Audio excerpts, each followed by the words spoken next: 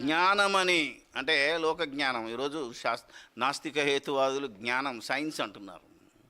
ఈ సైన్సు ప్రకృతి మీద ఆధారపడింది. ఈ ప్రకృతి ఎప్పటికీ మార్పులు చేర్పులు ఉంటాయి. దేవుడు మారనివాడు.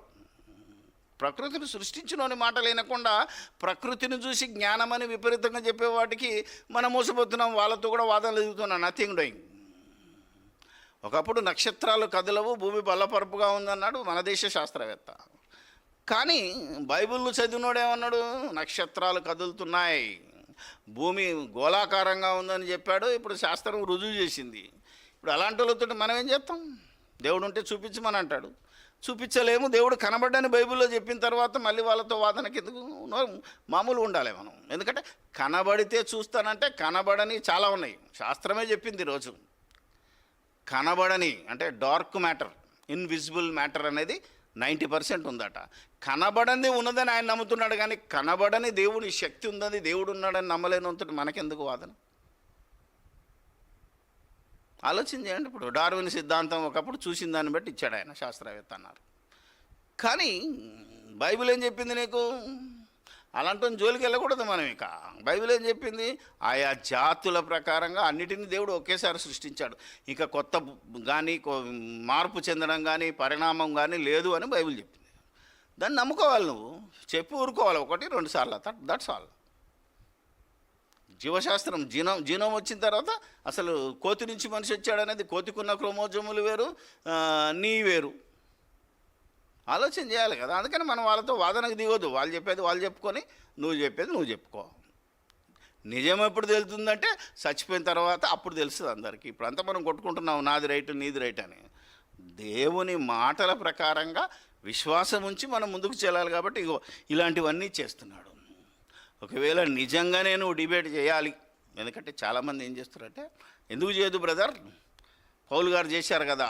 పౌలు గారు ఏం చేశారు?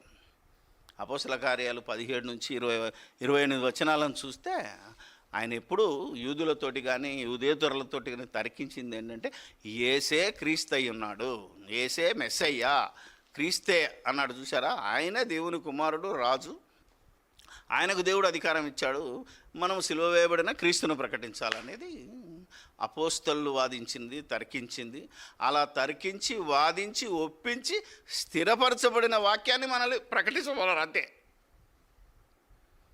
హెబ్రీ పత్రికలో 2వ అధ్యాయంలో అదే చెప్పాడు. నువ్వు మళ్ళా ప్రతిసారి బైబిల్ రైట్ అని రుజువు చేయాల్సిన అవసరం లేదు. ఎందుకంటే అనేకుల చేత నమ్మబడింది ఇది. ఆలోచన చేస్తే మేధావులైనా మామూలు మానవుడైనా అందరి హృదయాల్లో చోటు సంపాదించుకుంటే దేవుని వాక్యం. ఈ మధ్యలో ఒక ఆయన నాకు సవాల్ చేశాడు. సవాల్ చేయకూడదన్నా కూడా సవాల్ ఇప్పటికి కూడా చేస్తున్నారు మాకు. దాని విషయం నేను మాట్లాడదలుచుకున్నాను.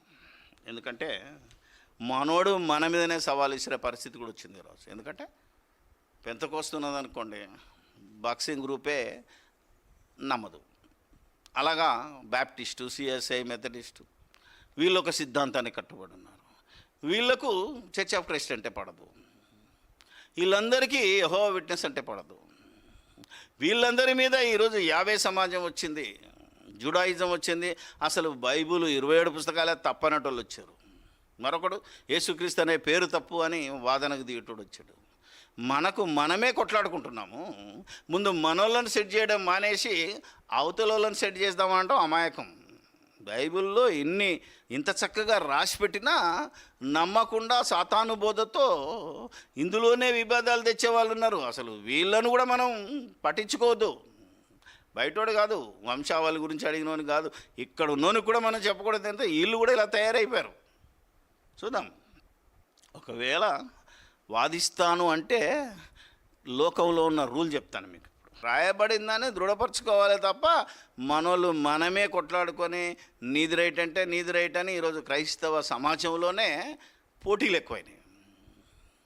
దీన్ని ఇంటిని చక్కబొట్టడం మానేసి పక్కొని చక్కదిద్దుదాం అనేది కాదు కదా. ఇంటి దొంగనే చాలా డేంజర్. ఇంకా బయట వాళ్ళకంటే వాళ్ళు ఒకసారి చెప్తే వింటారు.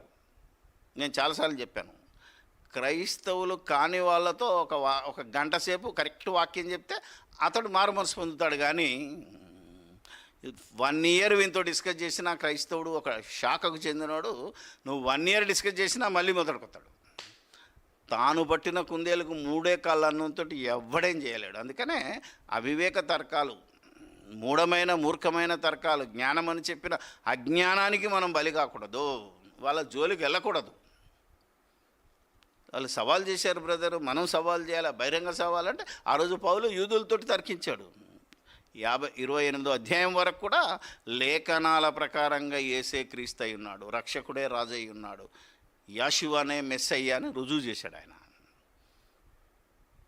ఇప్పుడు నిజంగా ఎవరితోటన్నా నువ్వు వాదనకు దిగాలి అంటే తిమోతికే రాస్తున్నాడు చూడు క్రైస్తవుడు. ఈరోజు పాస్టర్లు ఎలా పనికి మాలిన డిబేట్లు చేసి, పనికి మాలిన బోధలు చేసి ఎలా జైలపాలవుతున్నారో వాళ్ళకు వర్తిస్తుంది ఇది, వాళ్ళకు సపోర్ట్ చేసే వాళ్ళకు కూడా వర్తిస్తుంది. తిమోతికి రాసిన చూద్దాం, ఎందుకంటే బైబిల్ ఎంత గొప్పదో, బైబిల్ బోధన మనం ఎలా పట్టించుకోవాలో, పట్టించుకోకుండా మనం ఎందుకు తిరుగుతున్నామో మనం ఈరోజు జాగ్రత్తగా ఆలోచిస్తే, తిమోతికి రాసిన 2వ తిమోతి 2వ అధ్యాయము 1 నుంచి, నా కుమారుడా యేసుక్రీస్తునందున్న కృపచేత బలవంతుడు కమ్ము.